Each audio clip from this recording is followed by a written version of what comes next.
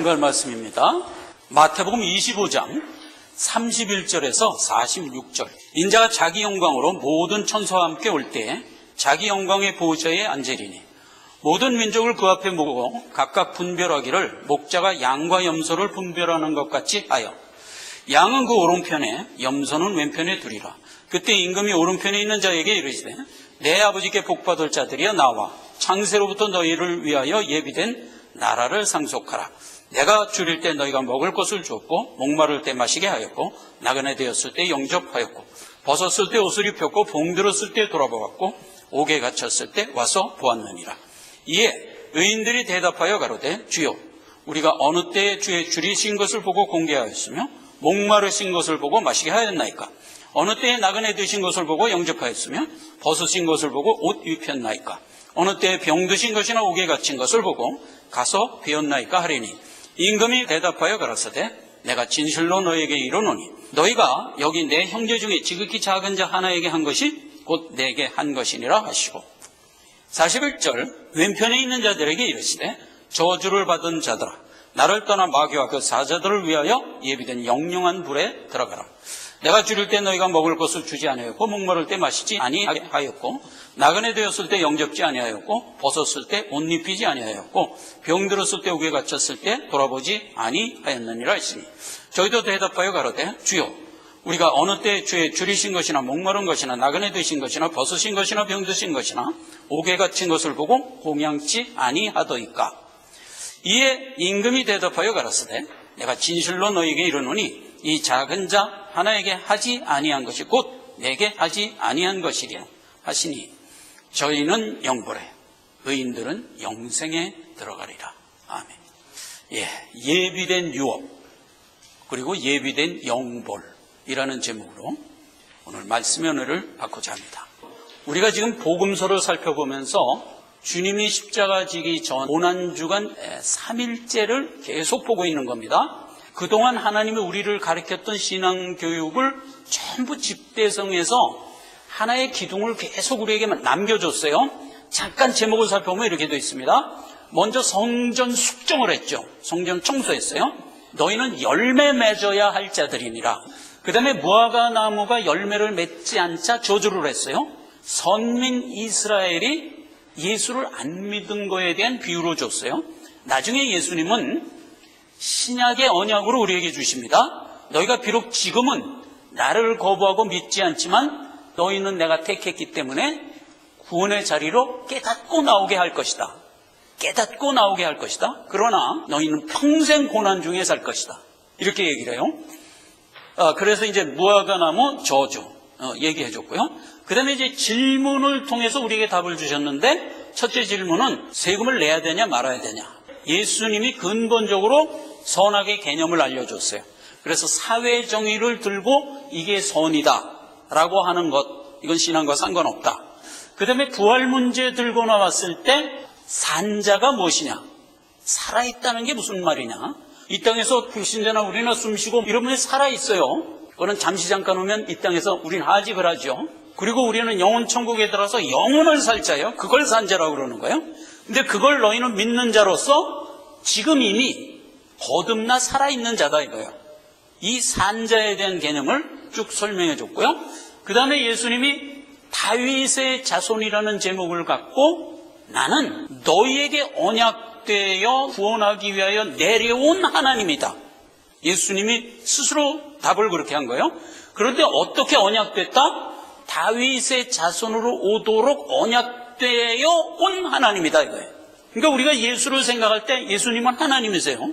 그 다음에 이제 모세의 자리에 앉아있는 자들을 질책하는데 이거는 그 당시에 바리새인들 질책하는 거지만 사실은 오늘날도 교계의 과반을 누가 차지하고 있다? 신신학자들이 차지하고 있어요. 하나님이 없다고 하는 것을 신학으로 가지고 있는 신학이에요. 이미 이건 기독교가 아닌 거예요. 그런데도 불구하고 이들은 지금 기독교의 이름을 갖고 모세의 자리에 앉아있다고요. 그걸 질책한 겁니다. 예수님은 뭐라고 그랬어요? 너희가 어찌 영벌에 들어가지 않을 수 있느냐 이렇게 얘기하죠. 그 다음에 이제 징조, 말세의 징조, 그 다음에 재림의 징조 이렇게 나눠줬죠. 말세의 징조는 뭐라? 피와 불과 연기. 그렇죠? 재림의 징조는 뭐라? 복음이 땅끝까지 증거되는 일, 바벨탑이 우리 눈앞에 출현하는 일, 이 두 가지 현저한 징조를 세워준 거예요. 만약 그 징조를 너희가 보게 되거든 어떻게 알아?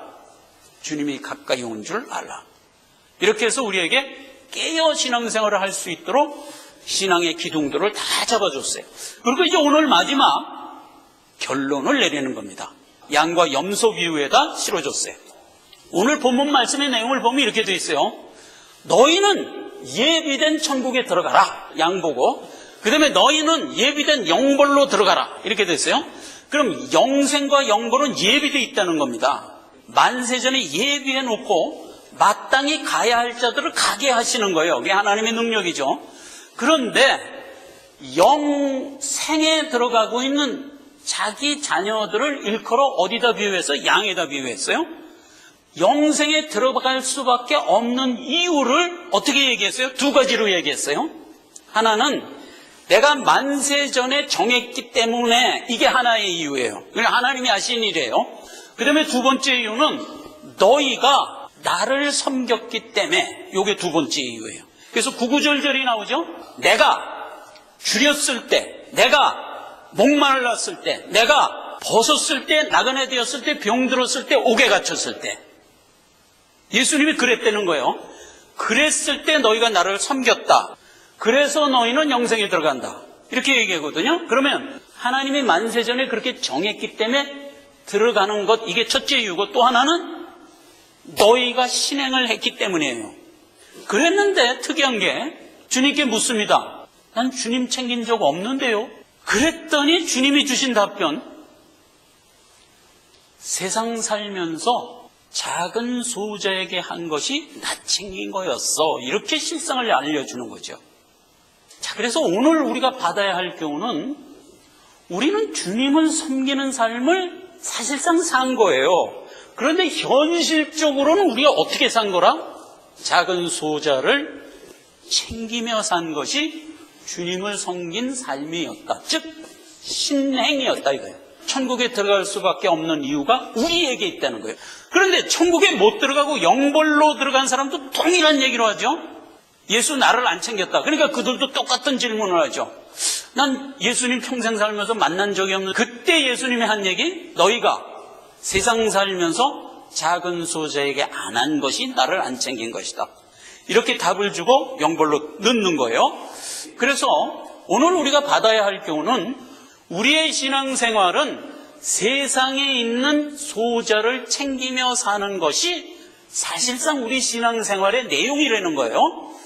오늘은 말씀 중에 나와 있는 용어들을 해석하는 것으로 해서 일단 그 개념을 알고 다음 시간에 실질적으로 어떻게 우리가 섬기는 삶을 살아야 되는가 하는 부분을 이어갈 거예요. 그런데 이제 오늘 용어를 살펴보면 사실 답을 다 알게 돼요. 양과 염소. 근데 양은 오른편에, 염소는 왼편에. 성경에서 양을 쓸 때 예수 그리스도를 지칭하는 말로 일단 써요. 먼저 창세기 4장 4절.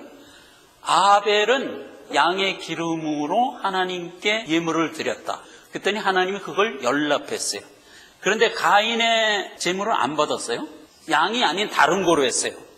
거기서는 뭐 농산물로 했다 그러는데 우리가 그렇게 해석할 게 아니라 양이 아닌 다른 거로 했어요. 그래서 그걸 연락을 안 했어요.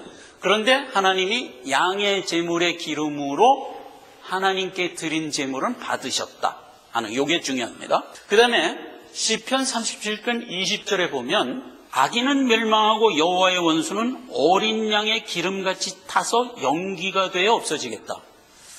죄는 없어질 건데 어떻게 없어진다고요? 어린 양의 피를 태울 때 없어진대요. 그 다음에 요한복음 1장 29절에는 보라 세상 죄를 지고 가는 하나님의 어린 양이로다. 그래서 여기서 양 그러면 예수님을 얘기하는데 자기를 태워 죽음으로써 죄를 소멸해버렸어요. 만약 다른 것을 태운 것으로 죄를 없앨 수 있을까? 어린 양의 기름이 아닌 다른 것으로 없어요. 그 예가 레위기 10장 1절에 보면 아론의 아들 나답과 아비후 제사장이 있어요. 근데 그 제사장이 단에서부터 불을 갖고 오질 않고 다른 불을 갖다가 하나님께 분향을 했어요. 그랬더니 하나님이 즉시 죽여버렸어요. 요 얘기는 사도행전 4장 12절에 신약에 가서 해석을 어떻게 했냐? 누구든지 예수의 이름이 아닌 것으로는 구원을 얻을 수 없다예요. 죄사함을 얻을 수 없다예요. 정돈하면 이렇게 돼요. 구원은 어떻게 얻는다? 예수가 나의 죄를 사해 줘야만 얻어요. 그게 예수라는 양의 기름을 태워야만 죄는 없어지게 되어 있다고 얘기한 시편 37편의 말씀이에요. 즉 양은 뭐냐? 구세주를 지칭하는 말이에요. 하나님이 정한 원칙이에요. 이 원칙에서 벗어나면 죄사함은 없어요.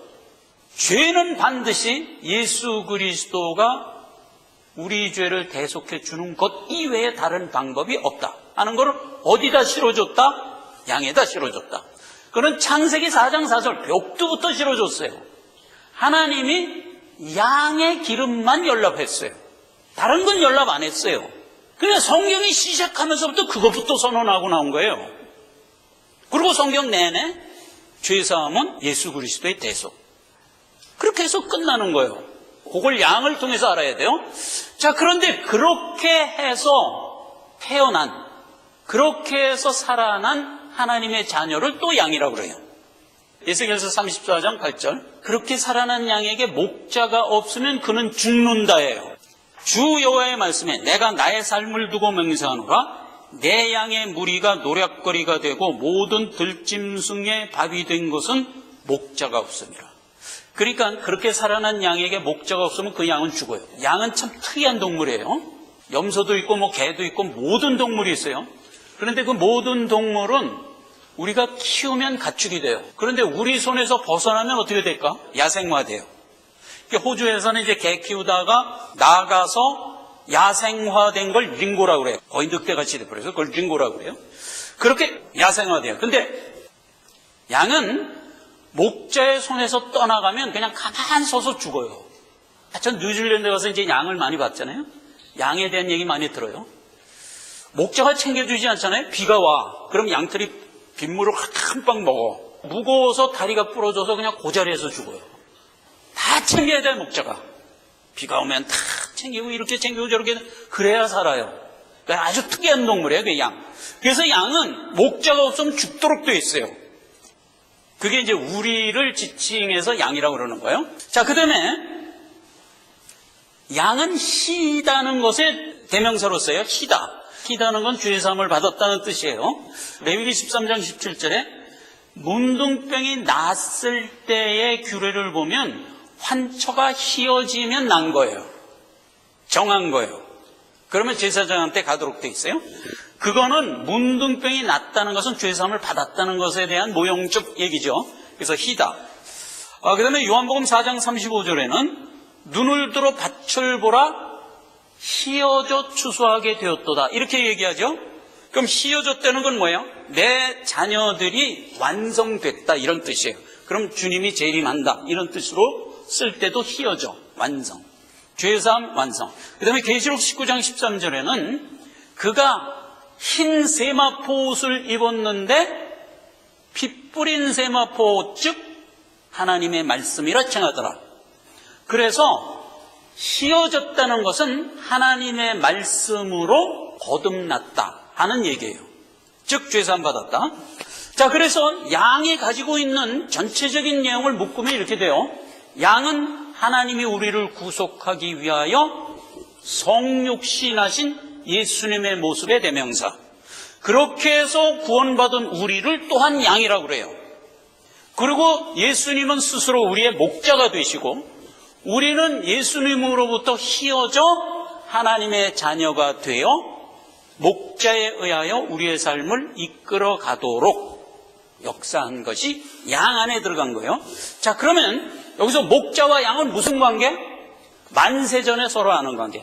이걸 훈련해서 안 게 아니에요. 그냥 알아요. 그냥. 자, 그 얘기는 요한복음 10장에 아주 잘 기록해 있어요. 문지기는 그를 위하여 문을 열고 양은 그의 음성을 듣나니 자기 양의 이름을 각각 불러 인도하여 내느니라. 나는 선한 목자라 내가 내 양을 알고 양도 나를 아는 것이. 목자는 처음부터 양의 이름을 불러서 인도하는 거예요. 각각의 이름을. 그러니까 여러분, 구원은 집단 구원은 없어요. 언제나 개인 구원이에요.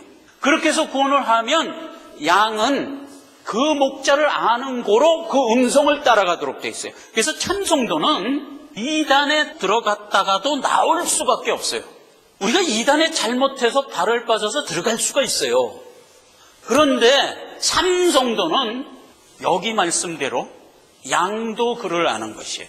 목자의 음성을 아는 고로 따라가되 타인의 음성은 알지 못하는 거로 도리어 도망하는 일이에요. 이렇게 구조된 게 양과 목자의 관계예요.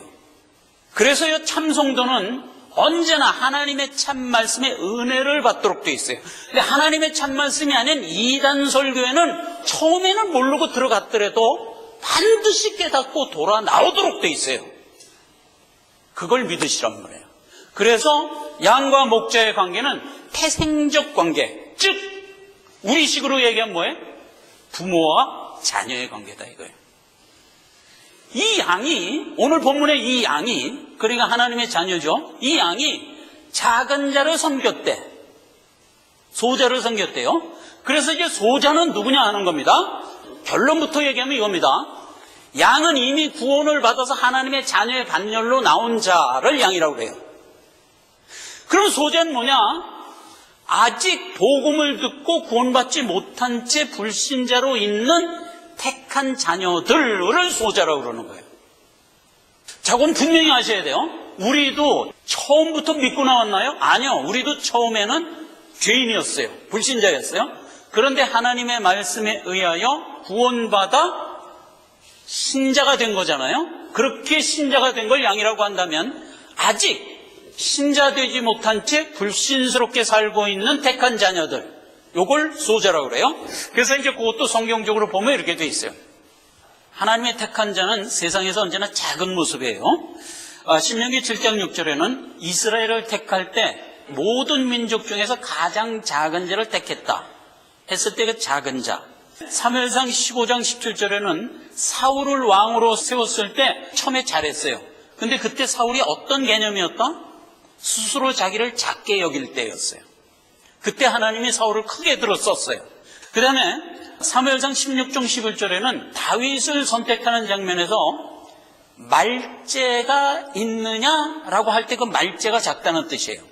사무엘이 이제 그 이세 아들들을 다 불렀어요. 근데 건장한 아들들이 계속 나왔어요. 됐다, 아니다. 그러니까 이제 분명히 이세 자녀 중에서 택한다고 그러는데 아들들 다 봤는데 다 아니네. 그랬더니 이제 이사가 말제가 하나 남았는데요. 걔는 뭐 아닌 것 같아서 아예 안 불렀는데요. 이랬단 말이에요. 그럼 걔 데려와 봐라. 그래서 데려보니까 그게 다윗이었어요. 그러니까 사무엘이 다윗 맞다. 하나님 택했다. 그래갖고 이제 다윗을 택했잖아요. 그때 말제라는 말이 똑같은 작은이라는 뜻이에요. 근데 이 말제라는 말을 다른 구약에 가면 찍기라는 말로도 썼어요. 그래서 하나님의 택한 자는 세상을 언제나 작고 찍기같이 살도록 돼 있어요. 그건 영적인 얘기입니다. 찍기같이 살도록 돼 있어요. 주 나 여호와가 말하노나 너희가 다 찍기같이 되었은즉 내가 너희를 예루살렘에 모아서 연단하리라. 나중에 사도행전에 가면 사도 바울이 신앙간증 자기를 놓고 할 때도 동일한 얘기를 써요. 내가 만물에 찍기같이 되어 이 일을 하고 있다. 그러니까 하나님의 자녀는 영적으로 언제나 찍기같이 되어 있는 거예요. 불신자일 때도 찍기 같은 모습이었고, 그런데 그걸 하나님이 예루살렘으로 모아서 연단하면서 이끌어가는 모습이고, 성도가 되어서 주의 일을 막 하면서 나갈 때도 찍기같이 되는 거예요. 세상으로 볼 땐 찍기같이 되는 거예요. 그게 이제 작다는 의미의 택함에 묻어있는 의미예요. 그러니까 하나님이 자기 자녀를 언제나 작은 모습으로 불러서 이끌어요. 그거를 이제 기억하란 말이에요. 그래서 여기서 이제 소자라는 말이 나오는 거예요. 자, 그래서 이제 소자는 테크논이라는 말인데 이거는 성경에서 두 가지로 써요. 소자라고도 쓰고 자녀라고도 써요. 근데 같은 말이에요. 근데 보면 이렇게 돼 있어요. 마태복음 9장 2절. 중풍병자를 고칠 때 소자야, 네가 죄사함을 받았느니라. 이건 우리식으로 얘기하면 어떻게 원래 얘기했어야 돼요? 중풍병자를 고치고 소자야, 네가 병 나았느니라. 이렇게 얘기해야 되잖아요. 고치면서 하는 얘기가 죄사함을 받았느니라. 목적이 뭐예요? 목적이 죄사함이에요. 죄사함. 누가복음 11장 13절 좋은 것을 자식에게 줄 줄 알거든. 기도 교훈하다가 나온 얘기죠. 그때 자식, 그게 소자라는 말이에요. 테크는. 그 다음에 요한복음 1장 11절 믿는 자에게는 하나님의 소자가 되는 권세를 주셨으니, 하나님의 자녀가 되는 권세를 주셨으니, 같은 말이에요. 로마서 8장 16절 성령이 하나님의 자녀인 것을 증거하시나니, 그때 테크는. 그 다음에 로마서 8장 17절 자녀이면 후사, 곧 그리스도와 함께한 천국의 후사니. 결국 우리는 누구예요? 천국을 인수받을 상속자, 자녀, 그게 소자, 테크노. 다 같은 말로 쓴 거예요. 그러면 여기서 소자는 무슨 뜻이에요? 하나님의 택한 자녀, 이런 뜻이에요. 이 소자는 의외로 세상의 주인공이에요. 마태복음 10장 40이죠. 소자 중 하나에게 냉수를 준 자는 결단코 상을 잃지 아니하리라. 그러니까 하나님의 택한 자녀에게 가서 복음 증거하면 결단코 상을 잃지 않는 거예요. 왜? 그가 세상의 주인공이기 때문에. 마태복음 18장 6절에 소자 중 하나를 실족해 하면 까꾸로 이번엔 차라리 연자맷돌을 메고 죽는 게 낫다. 이 정도로 얘기를 할 정도예요. 그 다음에 마태복음 18장 10절에는 소자 중 하나를 업신여기지 말라. 이건 예수님이 한 소리입니다. 이놈아, 그 소자에게 수호천사가 있어. 근데 네가 업신여겨? 네가 온전하겠냐? 이렇게 얘기한 거예요. 불신자들은 우리를 업신여기죠. 그는 틀림없이 더 중한 벌을 벌중에 받게 될 거예요. 절대로 이거는 장담하는데 예수님이 한 소리이기 때문에 틀림없는 얘기예요. 그래서 우리는 세상의 주인공이에요. 소자는 세상의 주인공이에요. 그렇게 된 거예요. 자, 그래서요, 이 소자가 태생적으로 작은 모습으로 이 땅에 지금 있어요. 찍기 같은 모습으로. 그런데 그 상태를 보면 이는 천성을 향하여 한없는 갈구함을 갖고 있어요. 그 알 수 없는 갈구함이에요. 그걸 일컬어 여기서 얘기한 줄이고 목마르고 병들고 나그네 되고 옥에 갇히고 라는 얘기로 한 거예요. 그래서 그걸 또 하나하나 살펴보면 이렇게 돼 있어요. 줄이고 목마르다 하는 얘기예요. 근본적으로 성경이 줄인다는 얘기는 무슨 얘기일까? 말씀이 없다 이 뜻이에요. 아모스서 8장 11절 주 여호와께서 가라사대 보라 날이 이를지라 내가 기근을 땅에 보내리니 양식이 없어 줄임이 아니요 물이 없어 가람이 아니요 여호와의 말씀을 듣지 못한 기갈이라. 그래서 언제나 줄인다는 것은 여호와의 말씀을 못 들었다는 의미예요. 절대로 양식이 없어서 노숙자들이 밥 못 먹는 걸 줄였다고 하는 얘기가 아닌 거예요. 하나님은 천지 만물에 충분한 양식을 줬을까 안 줬을까? 줬어요. 그래서 하나님은 들의 백합화를 보라 공중에 나는 새를 보라 그들이 줄이더냐 이렇게 얘기해요. 하물며 너희냐 이 말이에요. 그러니까 하나님은 원래 인간에게 충분한 양식을 줬어요. 우리가 서로 욕심 가운데 많이 차지하니까 한쪽이 굶는 거지 절대로 그런 거예요. 그리고 굶느냐 줄이냐 목마르냐 하는 것은 물질적인 음식 얘기하는 게 아니에요. 성경은 언제나 말씀. 그래서 마태복음 5장 8절에 뭐라고 됐어요? 의에 줄이고 목마른 자가 복에 있다. 야고보서 1장 27절 하나님 앞에 정결하고 더러움이 없는 경건은 곧 고아와 과부를 환난 중에 돌아보아 그들에게 넉넉히 물질을 공개하라 이렇게 돼 있어요. 새 속에 물들지 않게 하라. 믿게 하라 이 소리예요. 그럼 여기서 고아와 과부는 뭐예요? 말씀 못 먹고 소자로 있는 택한 불신자를 의미하는 얘기예요. 자, 그 다음에 나그네입니다. 성경은 근본적으로 우리에게 토지를 안 줬다고 돼 있어요. 토지는 하나님의 것이다. 그러니까 너는 나그네 삶을 살도록 돼 있는 거예요. 레위기 25장에 토지는 영영이 팔지 말 것은 토지는 다 내 것입니다. 너희는 나그네요 우거하는 자로서 나와 함께 있느니라. 이렇게 근원적인 얘기를 해줬고요. 에레미야서 9장 2절에는 아주 너희는 나그네로 살아야 되는데 만약 너희가 나그네로 안 살고 땅에 정착을 해버리면 어떻게 되느냐? 그러면 행음자가 되느니라. 이렇게 선언해요. 행음자는 무슨 의미? 하나님 아닌 다른 자 섬기는 자, 즉 불신자. 이 땅이 나의 것이다 라고 생각하고 살아가는 게 불신자예요. 그 얘기를 하는 거예요. 자, 한번 읽어볼까요? 어찌하면 내가 광야에서 나그네의 유할 것을 얻을고 그렇게 되면 내 백성이 떠나가리니 그들은 다 행음하는 자요 패역의 무리가 되미로다. 어찌하면 내가 이 땅에서 정착을 할고 그러면 어떻게 된다? 패역자요 행음하는 자가 되는 거예요. 그러니까 우리는 이 땅을 어떤 개념으로 살라? 나그네로 살라 이 얘기예요. 자, 그 다음에 옷 벗음이에요. 옷 그러면 뭐냐? 우리가 입는 옷? 아니. 출애굽기 29장 21절에 보면 아론과 제사장이 입을 옷에 대한 정의를 이렇게 내립니다. 단위의 피와 관유를 취하여 아론의 그 아들들의 옷을 뿌리라. 그 옷이 거룩하리라. 곧 제사 직분을 행할 때 입는 거룩한 옷이라. 아론과 그의 아들들 제사장이 입는 옷은 무슨 옷? 피 뿌린 옷을 입으라 해요. 그럼 피 뿌린 옷은 아까 계시록 19장에 뭐라고 해서? 하나님의 말씀. 즉 우리는 하나님의 진리의 말씀으로 옷 입고 사는 자여야 돼요.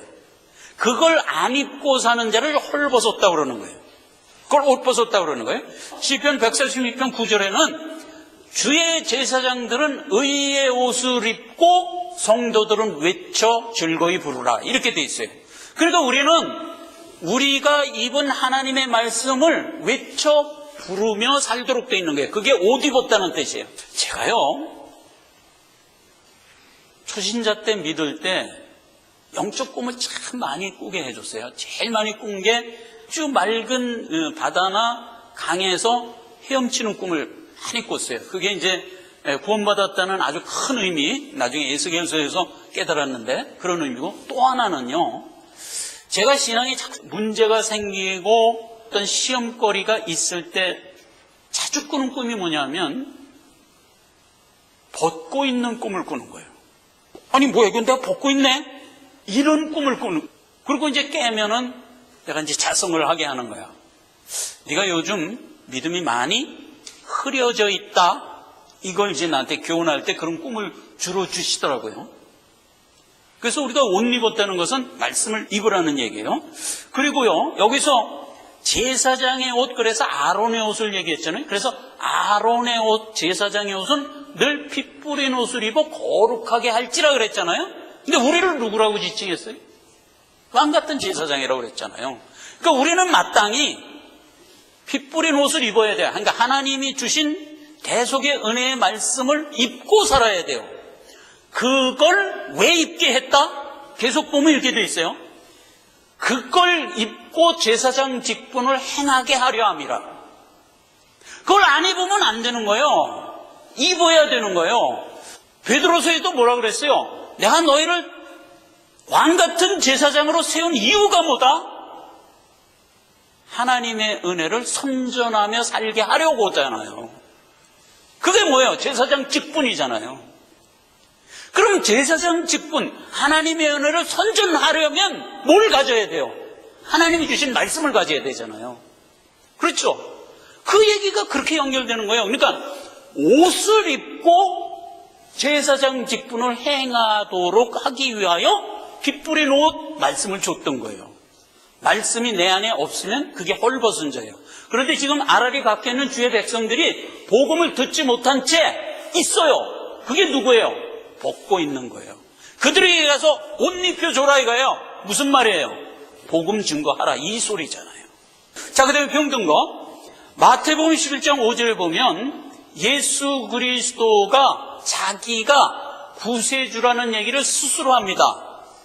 근데 그 얘기를 세례 요한이 죽기 전에 스스로 하게끔 만들고 죽지요. 어떻게 그걸 만들었죠? 제자들을 예수님한테 보내지.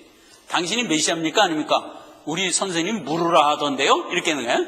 그때 이제 제자들이 쫄래쫄래 가서 예수님한테 가서 당신이 메시아 맞나요? 우리가 다른 일을 기다려야 되나요? 이렇게 이제 물은 거예요. 그래 일부러 그렇게 묻게 하고 세례 요한은 이제 죽은 거예요. 한 번 더 증거하게 하려고. 그랬더니 예수님은 그때 주신 답변이 뭐예요? 이사야서 61장 1절 말씀으로 답을 하죠. 그 얘기가 이렇게 기록되어 있어요. 마태복음 11장 5절. 소경이 보며 안진뱅이가 걸으며 문둥이가 깨끗함을 받으며 귀머거리가 들으며 죽은 자가 살아나며 가난한 자에게 복음이 전파된다 하라. 내가 그 일을 지금 하려고 왔다. 이 소리잖아요. 그러니까 나는 메시아다. 이렇게 대답을 한 셈이죠. 그때 보세요. 병을 고치고 깨끗하게 하고 죽은 자를 살린대. 이게 예수님이 하는 일이래. 즉 구속사역이죠. 그러면 자 보세요. 병들었다는 건 뭐냐? 애굽을 의뢰하는 것을 병들었다고 그래요. 그럼 애굽은 뭐의 상징? 세상의 상징. 그러니까 세상이 다인 줄 알고 사는 것을 그 자체를 불신자라고 그러고 불신자를 영적으로 병들었다고 그러는 거예요. 병들었다고 그러는 거예요. 그리고 병에서 나려면 어떻게 해야 돼요? 애굽을 의지하지 말고 여호와를 의지했어야지. 그렇죠? 그렇게 연결이 돼야 될 문제잖아요. 그러니까 병든 자를 가서 고쳐라. 그 얘기예요. 그러면 하나님을 의지하는 쪽으로 오는 거예요. 애굽에서 하나님으로 오는 거예요. 죽은 자가 살아난다는 것은 예수님이 표적으로 죽은 자 살렸어요. 그 다음에 베드로와 사울도 죽은 자 살렸어요. 그건 다 표적으로 했어요. 그런데 우리도 믿음을 갖고 죽은 자를 살릴 수 있어요. 우리도. 하나님이 그 권세를 우리에게 줬어요. 그런데 실질적으로 그 권세가 뭐다? 요한복음 5장 24절. 내 말을 듣고 나 보내신 이를 믿는 자는 영생을 얻었고 심판에 이르지 아니하나니 사망에서 생명으로 옮겼느니라 하잖아요. 그러니까 죽은 자가 살아난 거잖아요. 실질적으로 죽은 자가 살아난 건 이걸 말하는 거예요. 아니 우리는 수한다면 우리 육신의 몸은 죽게 돼 있는데 죽은 육신의 몸을 왜 자꾸 살리려고 그래? 그건 우리 수한되면 다 죽게 돼 있는데 그걸 살렸다고 그러는 게 아니란 말이에요. 그건 예수님이 표적으로 한번 보여준 것뿐인 거지 실질적으로 우리가 살아난다는 것은 안 믿고 죽은 자 상태에서 믿고 산 자가 된 것을 죽은 자가 살아난 거예요. 그러니까 예수님 뭐 때문에 왔다? 죽은 자 살리러 왔다고 여기에 그랬잖아요. 문둥이를 깨끗게 하려 왔고 가난한 자에게 복음 증거하러 왔고 죽은 자를 살리게 하려 왔다. 그게 예수님이 하신 구속사역. 그게 이제 병든 자. 그 다음에 마지막에 갇힌 거예요.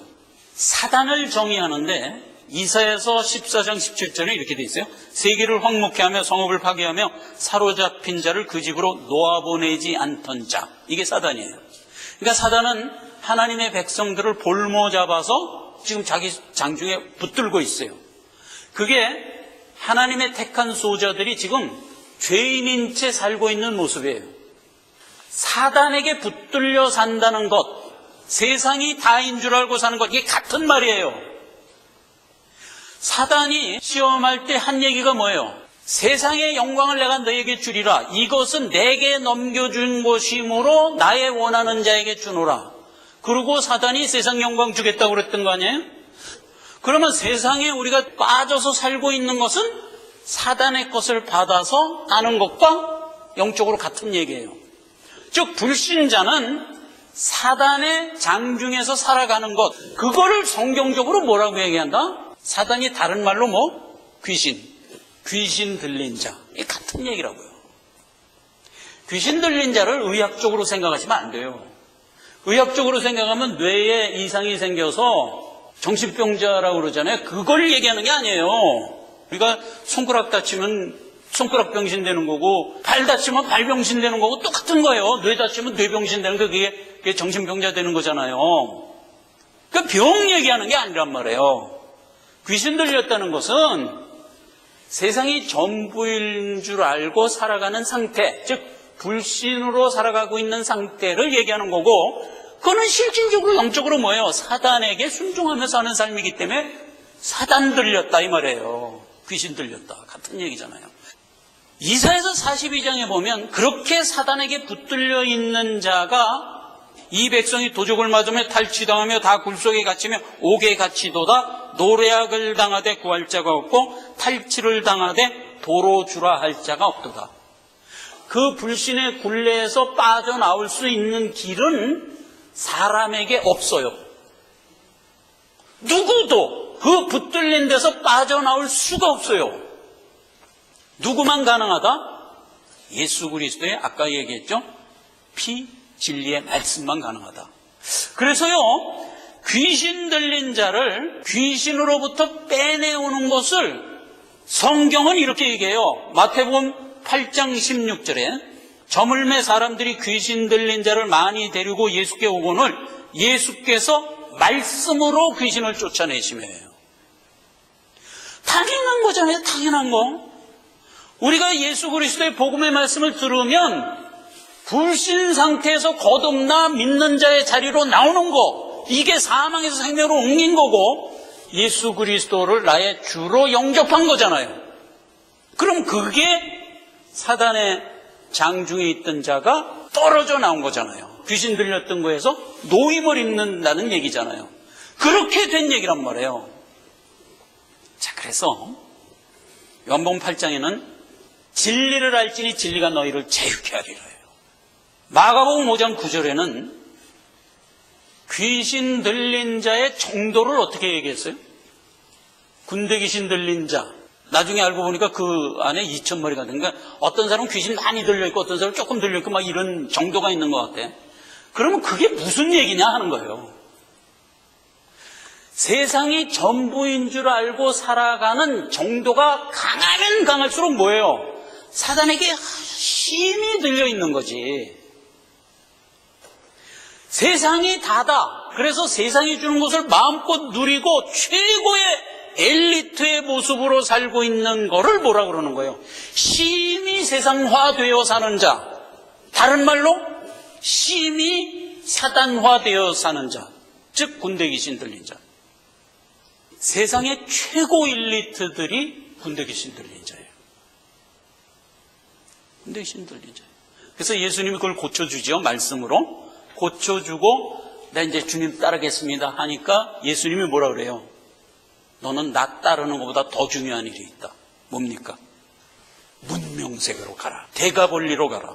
가서 주님이 너에게 어떻게 큰일 행했는지 증거하며 살아라. 이게 더 큰 일이라는 거예요. 여러분, 문명세계에서 엘리트 한 사람이 예수 믿고 구원 얻어 신자가 되면 그는 문명세계에서 믿음 갖고 살아가는 자체로서 충격이에요.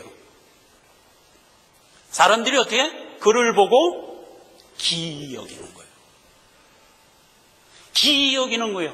야, 너처럼 똑똑하고 너처럼 엘리트고 박식한 놈이 어쩌다 예수를 믿냐 그래 너는. 이런다니까. 제가 비즈니스 필드에서 높은 자리에 있을 때 내 주변에 있는 많은 엘리트들이 항상 나한테 하던 소리예요. 야, 너는 뭐든지 똑똑하고 뭐든지 기가 막힌데 어떻게 예수를 믿냐? 기이 여기는 거예요. 예수님 그래서 대가볼리로 보내는 거예요. 군대 귀신 들린 자 대가볼리. 여러분, 우리가 세계 최문명국에 살고 있어요. 우리가 지금 대가볼리로 보냄을 받은 자들이에요. 예. 우리가 하나님의 말씀으로 거듭나서 지금 대가볼리에 가서 주님이 어떻게 큰일 내게 행했는가를 증거하며 사는 자들인 거예요. 자, 말씀을 맺습니다. 하나님은 자기 자녀를 천성에 들어가라고 명합니다. 창세로부터 예비된 본향으로 들어가라. 이렇게 해서 복되게 이끕니다. 그때 주님은 우리에게 네가 천성에 들어갈 수밖에 없는 이유를 소자를 돌아보았기 때문이다. 이렇게 얘기하는 겁니다.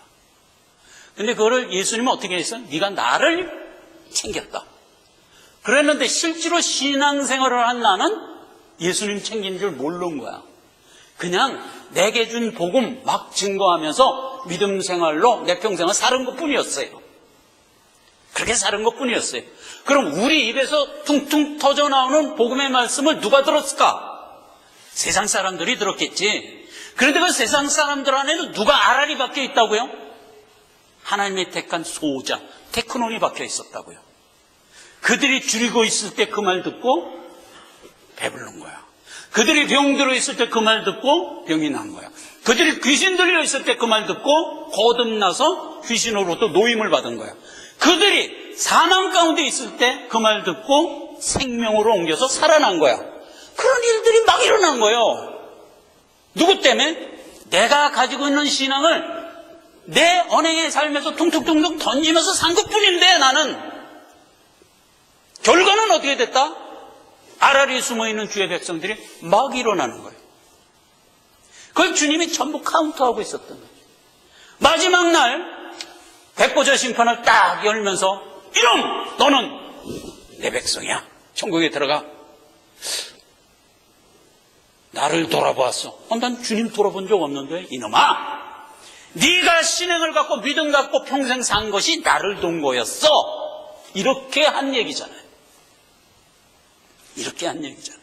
나와 관계 맺고 살아가는 이웃들 그 중에 혹 하나님의 택한 소자가 끼어 있다면 그는 일어난다 이 말이에요.